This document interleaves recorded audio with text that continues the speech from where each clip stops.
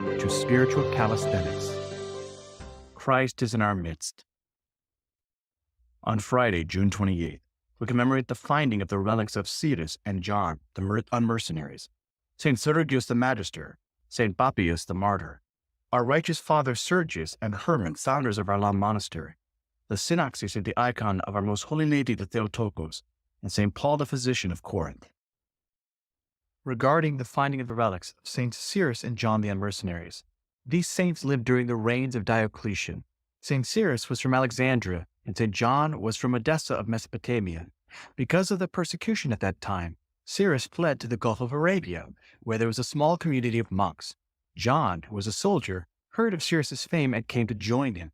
Henceforth, they passed their life working every virtue, in healing every illness and disease freely by the grace of Christ, hence their title of Unmercenaries. They heard that a certain woman named Athanasia had been apprehended together with her 3 daughters, Theodora, Theoptiste, and Evdoxia, and taken to the tribunal for their confession of the faith. Fearing lest the tender young maidens be terrified by the torments and renounce Christ, they went to strengthen them in their contest in martyrdom. Therefore they too were seized. Imagine that. These 2 holy Unmercenaries who were working miracles could have said to themselves, we're performing God's work, we're helping people, we're giving freely. And yet, they considered the most important act of their life to go to this woman, Athanasia, and to give courage to her and her 3 daughters to die with these girls. That to them was the greatest testimony to Christ and their most important task. After Cyrus and John and those sacred women had been greatly tormented, all were beheaded in the year 292. Their tomb became a renowned shrine in Egypt and a place of universal pilgrimage. It was found in the area of modern-day resort near Alexandria named Abu Qir. Since you have been given us the miracles of your holy martyrs as an invincible battlement, by their entreaty scatter the counsels of the heathen, O Christ our God, and strengthen the faith of the Orthodox Christians, since you alone are good and the friend of man. Regarding our righteous fathers Sergius and Herman, founders of Alam Monastery. By their life and teachings, our righteous fathers Sergius and Herman did much to spread and confirm orthodoxy among the Karelian Finns, who had suffered much oppression at the hands of Swedes of the Latin Creed. They founded on Lake Ladoga the renowned monastery of Alam, which later became one of the chief centers of the monastic life. Both saints reposed about 1353. You appeared as true fulfillers of the gospel of Christ, living for the sake of Christ as though the world and all therein did not exist. You settled on an island in the sea, whereon you struggled assiduously against the invisible foe. By fast, vigils, and all-night standing, you wisely subjected your bodies to the Spirit. For this cause did you receive worthy crowns from the right hand of the Almighty One. And now, as you stand before the all-holy Trinity, O blessed Fathers Sergius and Herman, pray that we be preserved in peace, and that our souls be saved. Regarding the synaxis of the icon of our most holy lady, the Theotokos, the great defender of the Orthodox faith against the iconoclast, our righteous father, John of Damascus, was slandered to the Caliph of Damascus by the iconoclast emperor Leo the Usabrian. St. John was accused of sedition, and his right hand was cut off. Having asked for the severed hand, St. John passed the night in great pain, praying for the aid of the most holy Theotokos.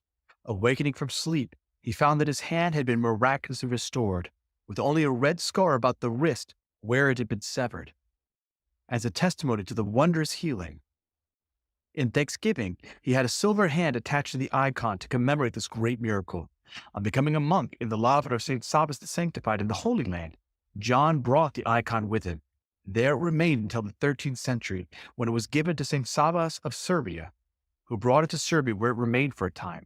Later, it was miraculously transported by an unguided donkey that carried it to the Serbian monastery of Hilandar on the holy mountain of Athos, where it has remained to this day. From Palestine, godly-minded Sabas brought unto us thy venerable icon, which is known as of the 3 hands, all holy bride of God. Wherefore, since the monks of Hilandar now possess it as their boast, they send up hymns of praise and thanksgiving, while crying out with fervor, Rejoice, thou who art full of grace. The readings are according to the week. St. Paul's letter to the Romans, Brethren, when Gentiles who have not the law do by nature what the law requires, they are a law to themselves, even though they do not have the law. The law meaning that which Moses brought down from Mount Sinai. Gentiles know on our own what not to do, that we shouldn't kill from each other, that we shouldn't steal from each other, that there is a God. And by that, we become a law unto ourselves. They show that what the law requires is written on their hearts, while their conscience also bears witness, and their conflicting thoughts accuse or perhaps excuse them on that day when, according to my gospel, God judges the secrets of men by Christ Jesus. In other words, the guilt that they felt of the wrongdoing will eventually say to them, no, I shouldn't be doing this, and therefore save them.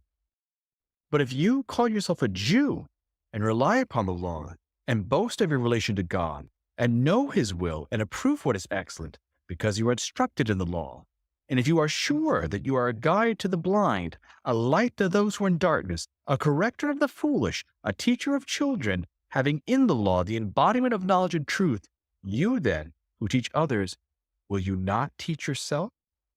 While you preach against stealing, do you steal? You who say that one must not commit adultery, do you commit adultery?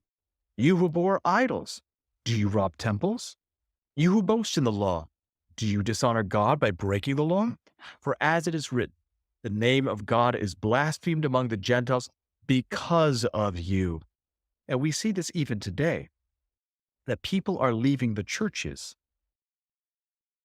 all around us because they see hypocrisy in the churches.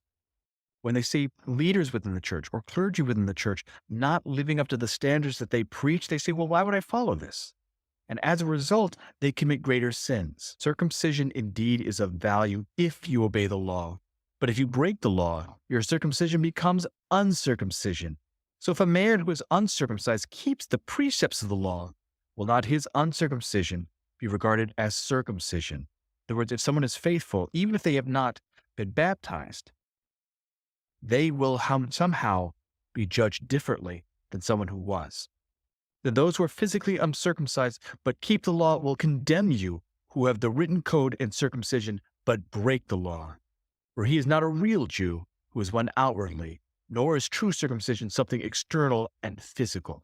In other words, the outward trappings of the faith are not what is important.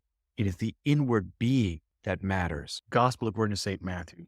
The Lord said, you have heard it that it was said to the men of old, you shall not swear falsely, but shall perform to the Lord what you have sworn. But I say to you, do not swear at all, either by heaven, for it is the throne of God, or by earth, for it is his footstool, or by Jerusalem, for it is the city of the great king. And do not swear by your head, for you cannot make one hair white or black. Let what you say simply be yes or no. Anything more than this comes from evil. You have heard it that it was said, an eye for an eye and a tooth for a tooth. This is the law of Hammurabi. But I say to you, do not resist one who is evil. But if anyone strikes you on the right cheek, turn to him the other also.